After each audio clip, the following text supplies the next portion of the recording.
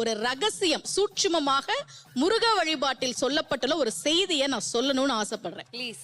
கந்த சஷ்டி கவசத்துல ஒரு வரி வருது, ஒரு நாள் 36 கொண்டு. அதாவது கந்த சஷ்டி கவசத்தை ஒரு நாளைக்கு 36 முறை படிக்கணுமா.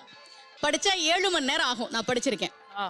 ஆனா கலியுகத்துல கந்த சஷ்டி கவசத்தை ஒரு நாளைக்கு 36 முறை படிக்கிறதுக்கு நேரம் இருக்காதுன்னு தான் அதுலயே சூட்சுமமாக ரகசியமாக ஒரு விஷயம் சொல்லப்பட்டிருக்கு.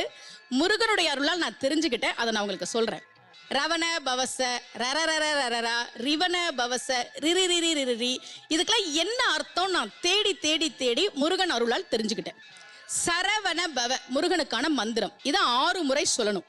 இப்ப சாவ தூக்கி பின்னாடி போட்டீங்கன்னா ரவண பவச, அத 6 முறை சொல்லணும். இப்ப ராவ தூக்கி பின்னாடி போட்டா வனப வசர, வாவ தூக்கி பின்னாடி போட்டா நபவ சரவ, இப்ப நாவ தூக்கி பின்னாடி போட்டா பவ சரவண, பாவ தூக்கி பின்னாடி போட்டா வசர வனப.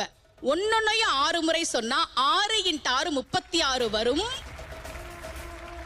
இப்படி சொன்னால் 5 நிமிஷத்துல சொல்லிடலாம். கந்த சஷ்டி கவசத்தை 36 முறை சொன்ன பலன் கிடைக்கும்.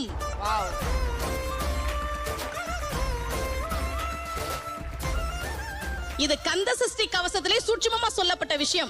விஜய் தொலைக்காட்சி மூலமாக உலகெங்கும் இருக்கக்கூடிய முருக பக்தர்களுக்கு இந்த செய்தி போய் சேரணும் அப்படின்றதுக்காக நான் இதை தெரியப்படுத்துறேன். ரொம்ப மகிழ்ச்சி.